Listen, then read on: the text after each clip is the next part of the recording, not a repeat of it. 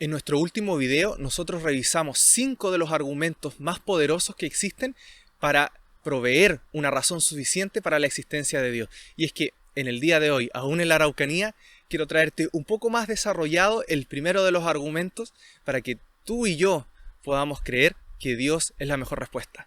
Vamos a ver el argumento cosmológico Kalam.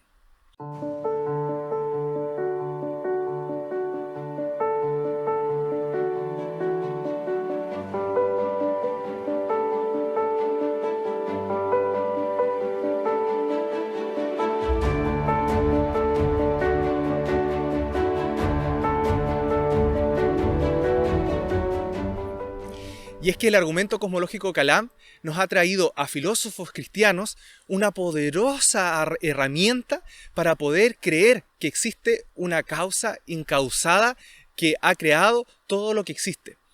Este argumento parte desde el primer motor de Aristóteles y que ha sido refinado a través de los años y popularizado en este último tiempo por el filósofo William Lane Craig. Dentro del argumento se puede desglosar dos simples premisas que dan una conclusión. La primera premisa simplemente es: toda cosa que comienza a existir tiene una causa. La segunda premisa es: el universo comenzó a existir y por tanto la conclusión lógica es: el universo tiene una causa. Este argumento nos puede proveer el primer escalón, el primer ladrillo para entender que nuestro universo tiene una causa incausada y que no se causó a sí mismo. Para poder entender entonces la primera premisa que nos dice que toda cosa que comienza a existir tiene una causa, simplemente podemos ir a toda nuestra experiencia diaria. Y es que nada de lo que nosotros experimentamos en nuestra vida diaria comienza a existir de la nada. Nada viene de la nada. Si tú tienes un rico pedazo de pan, ese pedazo de pan vino de una masa. Esa masa vino de la harina del trigo, el trigo de la tierra. Y también podemos agregar otras de las causas, como por ejemplo el trigo creció no solo gracias a la tierra, sino gracias a personas que lo regaron, el abono, el sol, el dióxido de carbono que absorbió la planta, etcétera, etcétera. Pero todas las cosas que comienzan a existir en nuestra experiencia tienen una causa y el universo no es la excepción. Y es que lo podemos ver de manera particular en nuestro entorno, incluso de manera global en el universo. ¿A qué me refiero de manera particular? Si yo tengo, si seguimos el ejemplo del pan, 5 pedazos de pan, no porque de pasar a ser un pedazo de pan a 5 pedazos de pan, pueden pasar a no tener una causa. Esos 5 pedazos de pan siguen teniendo una causa. Y también, todos los estudios, papers que se han publicado, científicos acerca de la existencia del universo y su origen, han estado de acuerdo, independiente de si la existencia ha partido hace 6.000 años o casi 14 billones de años, la conclusión es la misma. El universo existe desde un punto de partida. Si podemos seguir en el segundo argumento, podemos seguir lógicamente que entonces el universo, no solamente todas las cosas que comienzan a existir tienen una causa, sino que el universo también comenzó a existir. Y por tanto, ¿cuál es la conclusión lógica? Muy bien, probablemente ya lo sabes. El universo también tiene una causa. Y es interesante empezar a notar cuáles deben ser las características de esta primera causa. Porque todo lo que nosotros conocemos, tiempo, espacio, materia, fueron creados a partir de un punto finito de tiempo atrás. Y eso significa que esta primera causa debe ser externa a todas esas cosas que están en nuestra experiencia. Por lo tanto, podemos concluir lógicamente que esta primera causa debe ser incausada, inmaterial, debe ser no necesitar espacio para poder existir, obviamente para poder crear el universo que nosotros conocemos, tremendamente poderosa, por lo demás también atemporal, y una característica que podemos deducir también, que es personal. Y es que a partir de la primera causa incausada, probablemente la mayoría de las personas, incluso debo decir que la mayoría de los filósofos cristianos, incluso ateos, están de acuerdo de que este universo que nosotros conocemos tiene una primera causa. La diferencia está en cuál es esa causa, incausada. Y es que una de las evidencias más poderosas que tenemos para creer que esta primera causa incausada es también personal, es que el universo no existe, escucha bien, infinitamente en el pasado, lo que acabamos de mencionar. ¿A qué te refieres con esto? Bueno, uno de los ejemplos que me gusta usar para poder explicar esto es el ejemplo del fuego. El fuego se produce cuando tres ingredientes se juntan. Aquí volvemos al principio de causa-efecto. El fuego se produce cuando hay un combustible, cuando hay oxígeno y cuando hay altas temperaturas. Cuando este triángulo del fuego, como se conoce, se junta, entonces el fuego ocurre. Y es que,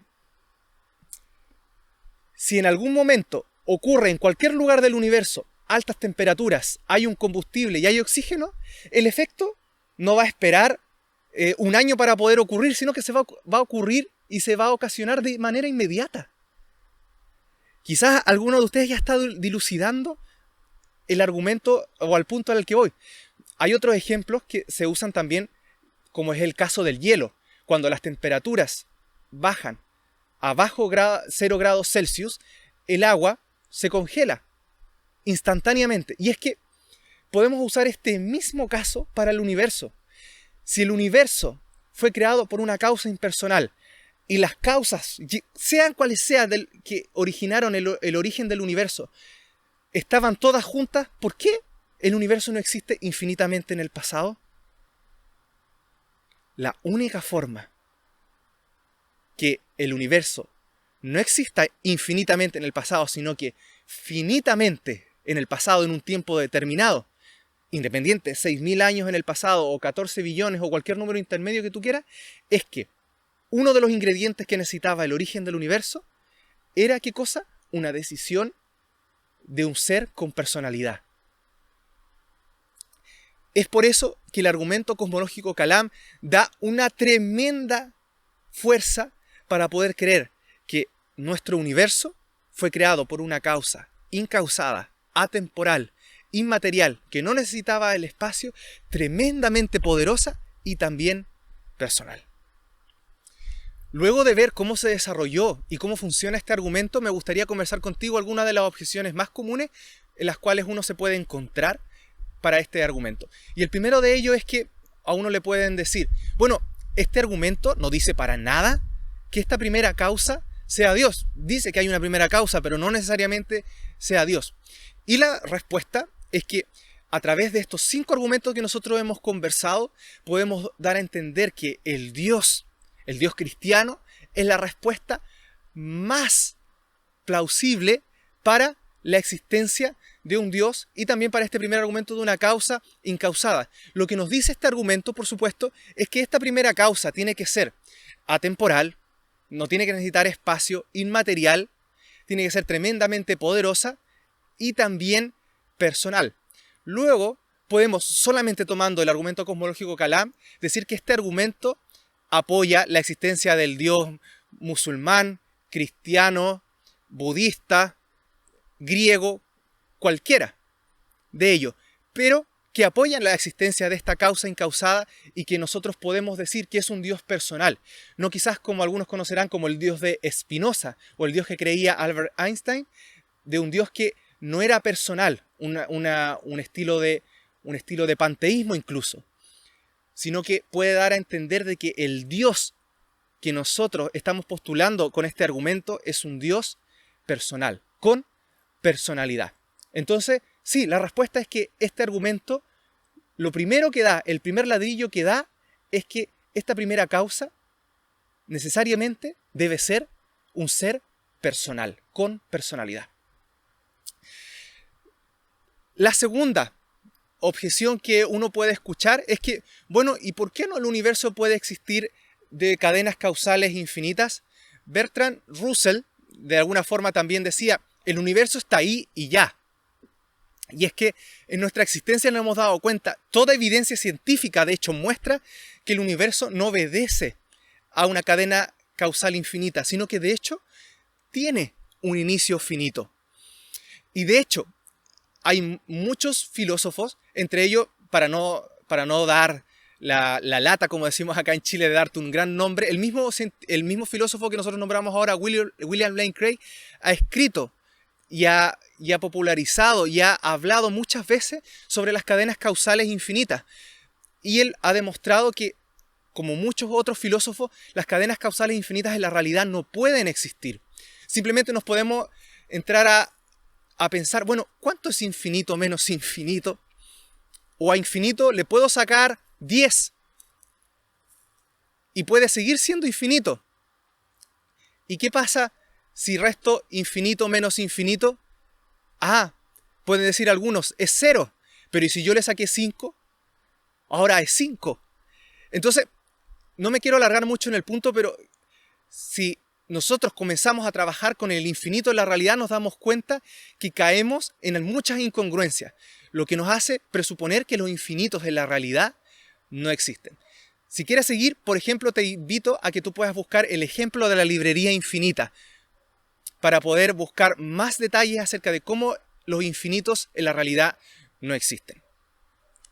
Otra de las opciones más comunes que uno se puede encontrar, y es que la ciencia ha demostrado que del vacío, de la nada, vienen cosas. Eso lo ha hecho la física cuántica. Y es que no hay... Eso quizás, diciéndolo de alguna forma, es un argumento tremendamente desinformado, porque el vacío cuántico es por mucho lejos del concepto de que probablemente tú tienes en mente de lo que es el vacío. Si quieres, no me creas, búscalo en internet, busca vacío cuántico y te darás cuenta que el vacío cuántico no es nada, sino que tiene cosas como ondas electromagnéticas, partículas que fluctúan dentro de la existencia a la no existencia gracias a estas fluctuaciones de ondas y fluctuaciones también de energía. El vacío cuántico que nosotros conocemos no tiene energía cero y por lo demás tiene leyes fundamentales que operan, como lo son las leyes de electromagnetismo, las leyes nuclear fuerte y nuclear débil. Incluso se han postulado la existencia de 2 tipos de vacíos adicionales, pero donde ninguno de ellos es un vacío, donde hay nada. Y cuando digo nada, donde no hay ni energía, ondas, ni partículas, ni leyes fundamentales que operan en este espacio. Por lo tanto, podemos concluir que el vacío cuántico, en el cual muchos creen que vienen las cosas a la existencia de la nada, esa nada está por muy lejos de ser la nada que ellos creen decir. Bueno, otro de los argumentos, y esto es, ¿y entonces quién creó a Dios? Bueno, este quizás es uno de los argumentos también más usados y más mal entendido. Y es que el argumento, como nosotros entendemos, tiene mucha relación con las cadenas causales infinitas. Esto no tiene que ver con teísmo, como les decía. Incluso me atrevo a decir que los ateos académicos más connotados, el ateísmo más connotado y más desarrollado, no está hablando, la discusión no está en una cadena de causales infinitas, sino que está en una primera causa incausada. Obviamente el ateísmo académico postula de que esta primera causa no es Dios, pero está completamente entendido de que, y completamente plausible, que lo que está fuera de este sistema y crea el universo es una causa incausada. Lo que nosotros, y lo que solo un cristiano te trae a ti, es que esta primera causa incausada es Dios. Y por lo demás, nosotros nunca mostramos y queremos una explicación de la explicación para que la primera explicación tenga una causa. Y esto, aunque suene muy enredado, lo puedo explicar con el siguiente ejemplo. Imagínate que somos arqueólogos, estamos haciendo una excavación y encontramos una punta de flecha. Si encontramos esta punta de flecha, nosotros razonablemente nos vamos a decir, no, es que esto no se formó por la sedimentación y que justo dio la forma de una punta de flecha, sino que vamos a entender porque probablemente una civilización lo hizo y esa va a ser la mejor explicación que vamos a entender. Pero todos los libros de historia nos van a decir que no había ninguna civilización ahí. Y por tanto nosotros vamos a decir, no lo hizo una civilización, lo hizo simplemente la sedimentación. No, nosotros no necesitamos una explicación de la explicación para que la primera explicación sea válida. O lo puedes ver incluso con las leyes de la física.